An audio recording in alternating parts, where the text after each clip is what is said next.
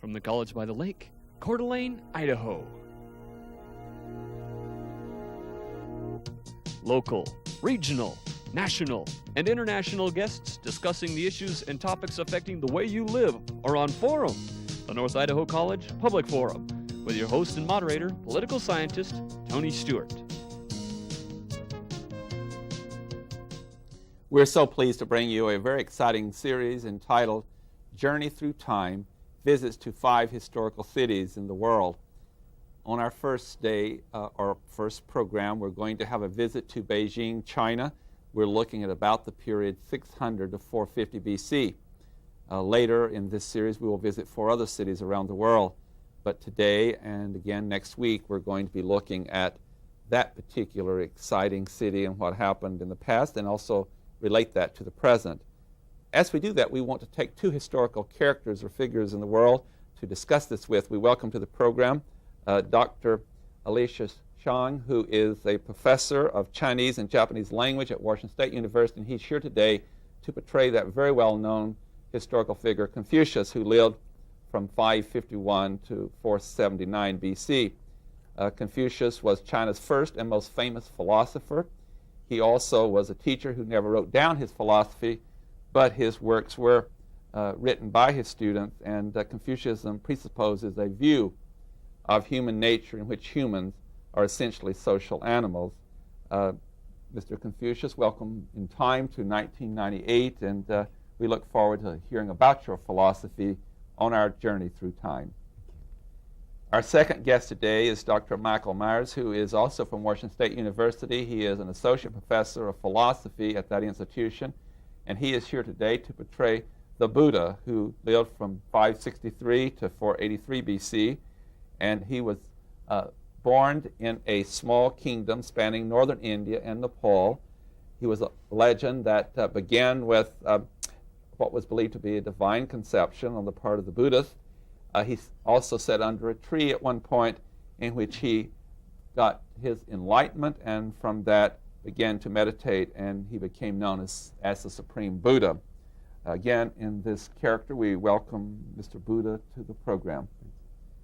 And I'm very pleased to have our 2 regular panelists to join me in interviewing our 2 guests, and also dealing with the subject, the individual versus the state, is our main moral dilemma in our program as we interview these 2 guests. First of all is Janelle Burke, who's an attorney in the state of Idaho, and next to her is Steve Schenck, who is the Dean of College Relations and Development at North Idaho College, and we shall ask Janelle Burke to commence today's questioning. Confucius, it's a pleasure to have you here in 1998 on our show, and to tell people about your teachings. As I understand it, you did not write them down, but rather you taught orally to your students. What did you teach them? My teaching, the synthesis of my teaching is based on the concept of Ren, J-E-N. Ren, in English, the translation will be humanity, or benevolence, or love, or kindness. Ren is a kind of the virtue that the guide is it's a guide point of the human life. It directs not only the individual, but also all the members of the family, as well as all the members of the society. So the Ren is the foundation of the empire, the foundation of family, the foundation of, you might say, even the root of individual development. Well, you've had a lot of influence on the Chinese culture from the very beginning of your teachings. Can you tell us the way that it has impacted the family, for example? The way I had in the very beginning when I first started to teach, and I had about 7,000 students. Among the 7,000, in 2,000 students, in general term, 2,000 to 2,500. However, among these people, there are 72. They are later on to become very, very famous. And one of them, well known, is Mengzi, Mencius. He wrote quite a few books and so forth. Now, with the people I have, they carried on all my teaching. So I try to spread around the empire. Now, not only that time, because during my time, it's kind of in China on the Chunqiu period, the spring and autumn period. And later on, even carry on during the Zhangguo period, during the so-called warring states period, the 7 states in China at that time. Now, therefore, this is time about, roughly speaking, in Western history, will be about the 6th century before Christ. So during that time. Now, and at that time, as I said, I was very much interested in to bring all my teaching to the government. But unfortunately, my teaching was not entirely accepted. So therefore, I started to establish my own centers around the empire, try to spread all my teaching, and try to get some disciples. And through the course of the century, and the teaching slowly accepted, and even later on become so-called orthodox teaching of quite a few empires in the Chinese history. Now, we would also want to find out what you, Buddha, decided to teach. What were your teachings? And what were these 4 things that happened to you that created your teachings, that spawned your teachings, so to speak? Yes, I was a member of a group of wandering mendicants or beggars, and I withdrew from their company and set off on my own. I wanted to find a middle path between the austerities that they had practiced and the luxury that I had been used to as a young child, as a prince. So while sitting underneath the Bodhi tree one night, I attained nirvana, and my nirvana consisted in seeing things as they really are and in being released from afflictions of desire. I didn't quite know what to do with the nirvana. So I thought about it, and I decided to teach. And the way I could kind of encapsulate the ideas of nirvana were through the 4 Noble Truths that you reference. And the 4 Noble Truths are that we undergo suffering in the sense that we get things we don't want and we don't get things we want, that this has a cause, and if we know the cause, we can find a release from it. The cause is the desire, most generally, and then if we follow the path of Buddhist practice, then we will be released from the affliction of desire. That's the 4th Noble Truth, is the path. And you also were very early in time. Isn't that true? Yes, my traditional birth date is 563 BC, although there is some controversy among scholars on that date. Well, you're virtually contemporaries, it would seem. Did you know of each other in your own times? Do you know, does Confucius, do you know about Buddha's teaching? And Buddha, were you aware of, or are you aware of the teachings of Confucius? That time, because of the communication, everything in China was not completely introduced to China yet. However, later on, yes, as my disciple knows very well, and even among when the Buddhism was brought to China, and then quite a few of my disciples also try to follow the teaching of Buddha. Yes. And I'll follow up with a question yes. to you, Confucius, if I may. From what Buddha just told us, much of his teaching came in the form of almost of a revelation, yes. Yes. If I may use that term, or at least it was developed quickly in the state. There was a lot of time that fed into it, but when it did come as a revelation. I see. Yes. Well, my question to you was going to be, was your philosophy developed over the period of your lifetime, or did it come to you suddenly as the result of 1 or 2 events that sort of crystallized maybe what you've been thinking about? Is the spirit of my teaching, of my philosophy, rather is kind of is a synthesis of the traditional Chinese teaching. Because during my time, there was already the existence of the so-called 5 books of China. So I tried to get my disciple to follow the spirit of the 5 books, and later on my own teaching just try to emphasize the essential teaching of the 5 books and try to give them practical kind of guidelines in that sense. I see. So therefore, my teaching, principally speaking, is a continuation, is an involvement of the traditional Chinese teaching. Yes. Now, Confucius told us that the government didn't immediately embrace his teachings. How are your teachings accepted? My teaching was much more of a reforming teaching than Confucius. My followers have not accepted the Vedic rituals, for example. They do not use the language of the learned, the Sanskrit language. They do not accept caste duties, usually. Now, these are all Hindu principles, is that correct? That's right. And so Buddhism is very much a reforming kind of religion in India. Does the fact that you're splitting with some more traditional Hindu teachings, is that causing problems for you? Are there a lot of people who... Well, it's a popular movement, and we're not the only one that's doing it. Mahavira, the leader of the Jains, is over in another section of India doing something similar with them. And the whole spirit in the air seems to be one of reformation of the old rituals. Is the Brahmin Society among Hindu castes, how do they view the notion of a casteless society in India? As you might expect, they're not highly in favor of that, although many Brahmins have become Buddhists because of the attraction of the teaching. Thank you. I want to have a distinction that is in our series here, and for our viewers who are watching this program, some weeks ago we had a symposium with you and others on our journey through time, and for the first day in our visit to Beijing, the question was a moral dilemma between individualism versus the state or society and collective decision-making, or we often talk about individual right in modern time versus responsibility for society. And I think I'm going to start with you, Mr. Confucius. We have understood in modern times and in the Western world that your teachings and beliefs were more inclined to look towards society's responsibility, the state, and reaching beyond one's individual needs or wishes to society. Would you explain what you mean by that? And then we'll ask Buddha to come from a different perspective. True.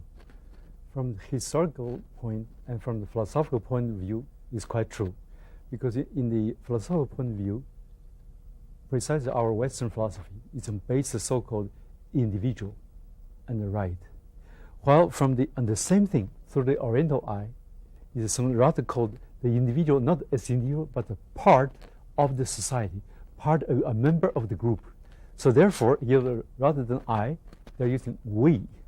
So rather than use I, they're using a member of a family, a member of a group, a member of a society.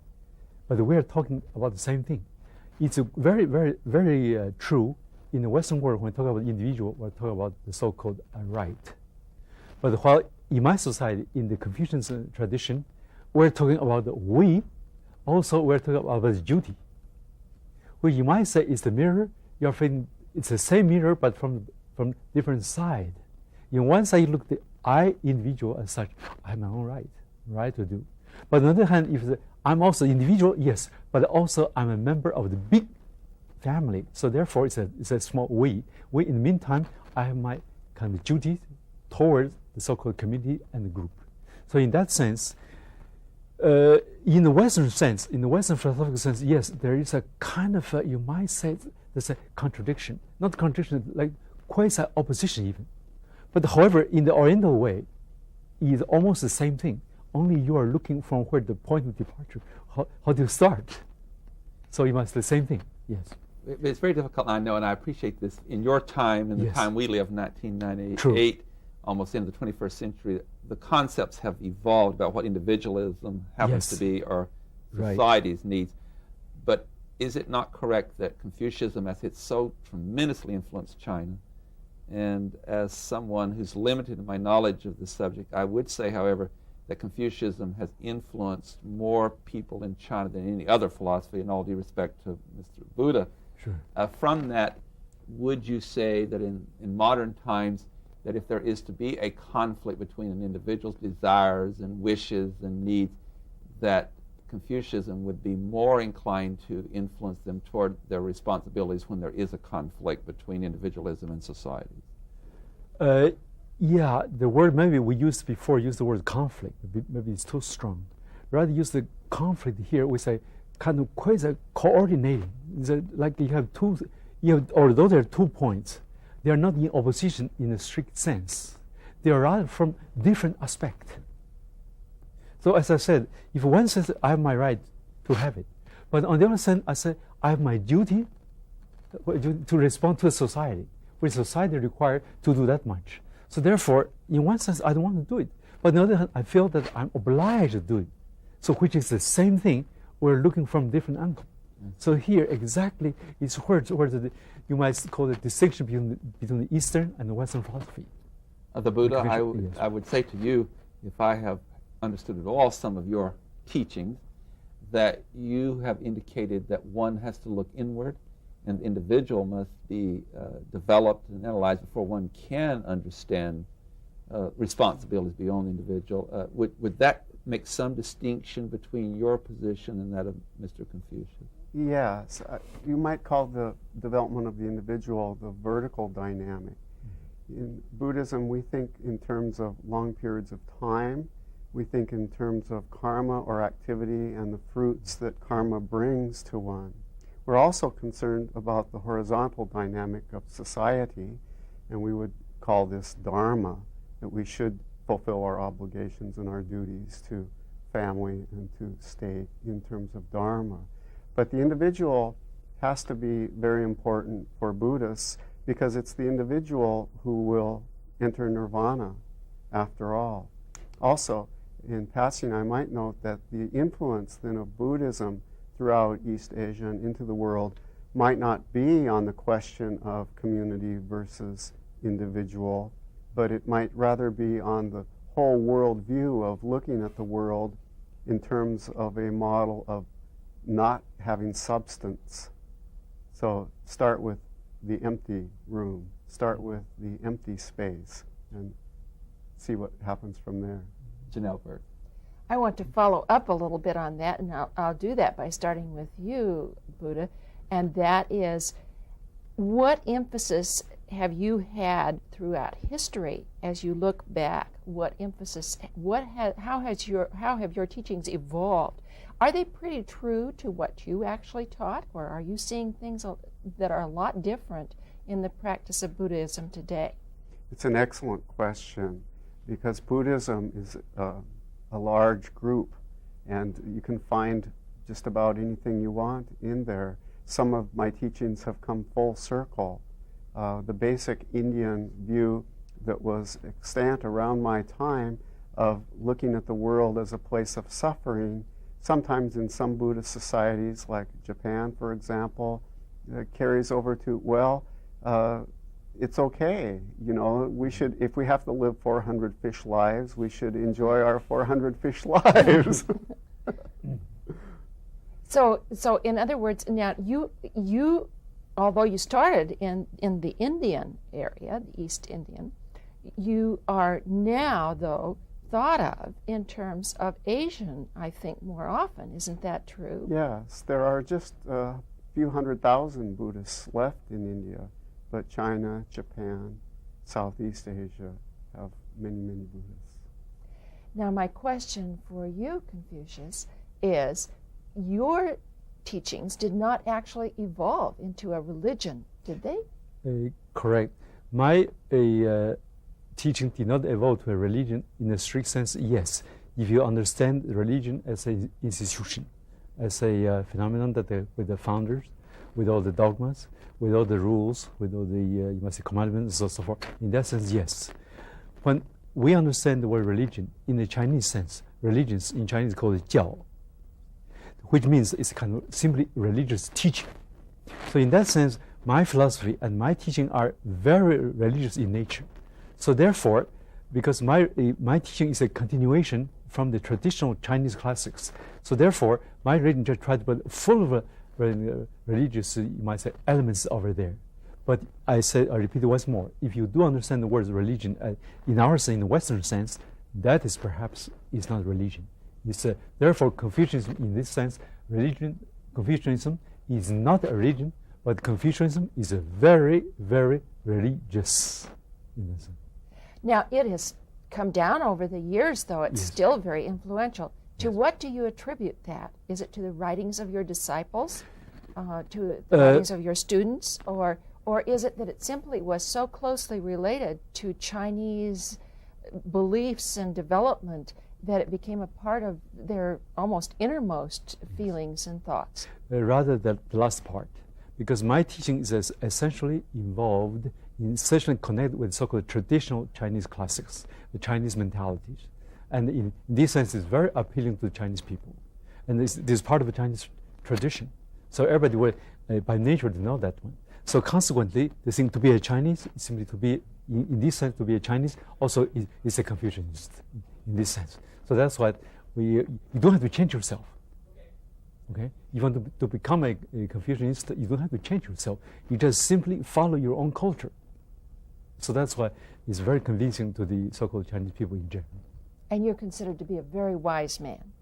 The student considered that one is a very good, very sympathetic teacher, which I'm very kind of grateful for their assessment. Steve Sheen. Buddha, if one of your students asked you, how do I find harmony and happiness in my life, what would your answer be? Follow the Buddhist path, the Eightfold Path, and if you have the desire that's strong enough, become a monk or a nun. And the steps leading up to that are? To give up one's worldly possessions and to take the vows of the Buddhist monk or nun. The path itself involves a number of rules having to do with morality and also having to do with the basic Buddhist praxis, which is meditation. And Confucius, if one of your students asked the same question, how do I find happiness and harmony, your answer would be?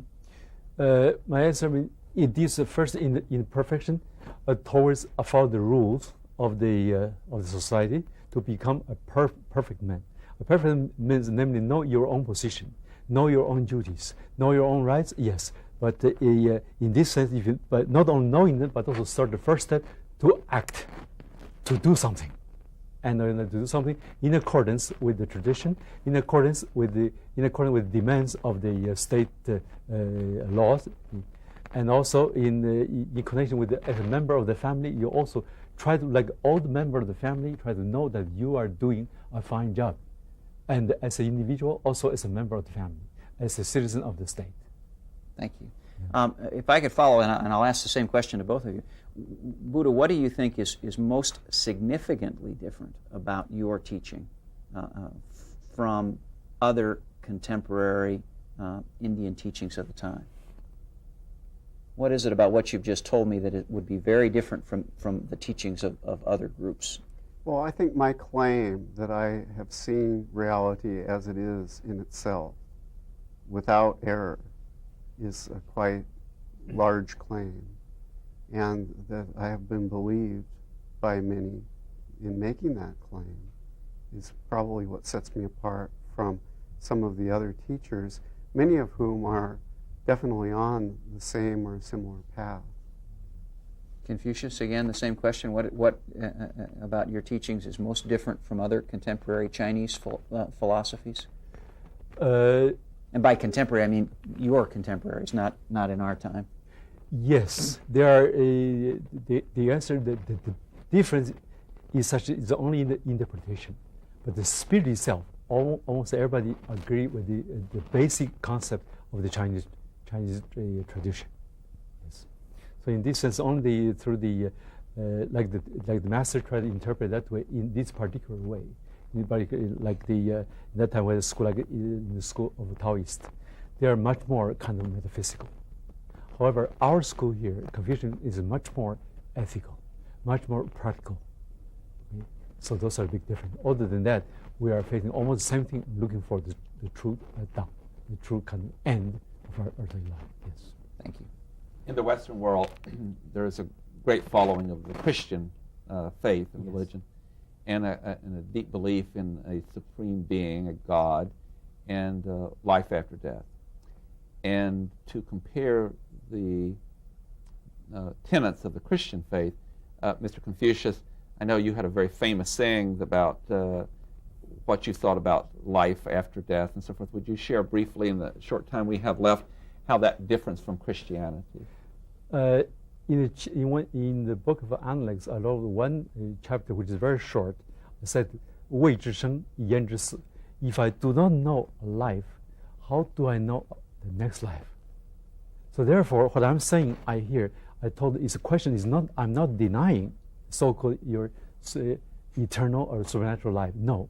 But I'm saying, my first thing I want you to do, you act very well, very efficiently, your present life. Do the first thing first. So that's what I try to tell this one to all my disciples. So you were talking about concerning yourself with now, and then you have more of a question mark about life. You work on now. It's a question mark. It's not a question mark. Simply I say, I do not know about what I know only the present life. I know only my duties. I know what I have to do. But in the future, I don't know. Therefore, I try to do a good job right now. And now the Buddha needs to answer that too in the short time we have left. Well, it's remarkable that two people half a continent apart can come up with a very similar answer. Maybe it's not remarkable in that China has embraced both Buddhism and Confucianism, because as the Buddha, I would say something very similar, that attend to this life, the Buddhist practice, the release from suffering here, and when asked by my disciples on an afterlife or the question of gods, I would remain silent. And that was your position throughout your life, and it's still part of the doctrine of Buddhism. Yes. Well, on that note, we have just a little over a minute left, and I want to thank both of our guests for being with us in our opening up Journey Through Time, and our panel joins me and our staff with thanking you both in your role and also as professors at Washington State University for being with us. You have spent a lot of hours with us today. We've worked you very hard, and we are very grateful for your time and the very informative program. Ladies and gentlemen, as we bring this first program to conclusion in our Journey Through Time, I want to first of all thank a number of organizations that have been very helpful to us in making the symposium and the television series possible. We're very grateful to the Idaho Humanities Council, who is funding some of these programs during this symposium. They've done this for 3 years in a row, and we're grateful to the Humanities Council for making it possible. Without them, we would really not be able to have such an in-depth program. We equally say that for the North Idaho College Foundation, which Steve Schink is the executive director of, and they have been very generous to us with seed money over this 3-year period. We also thank the Associated Students at North Idaho College, the student government, for their very generous contributions. Now for 28 years in this series that we call the Popcorn Forum at North Idaho College, we are grateful to all for this. I want to invite you to be with us again next week, and we'll do part 2. And we're going to visit Beijing again with some other historical figures in that city and in a long, expanded period of time. I hope you're going to enjoy the long series that we're bringing you with these other cities. As you will stay tuned, we will tell you more about them. Until next week, we hope you have a very good week. I am Tony Stewart.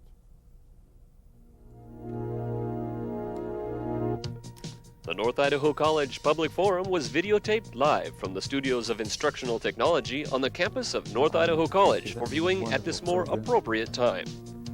We invite you to join us again next week for another all-new edition of the North Idaho College Public Forum on this public television station.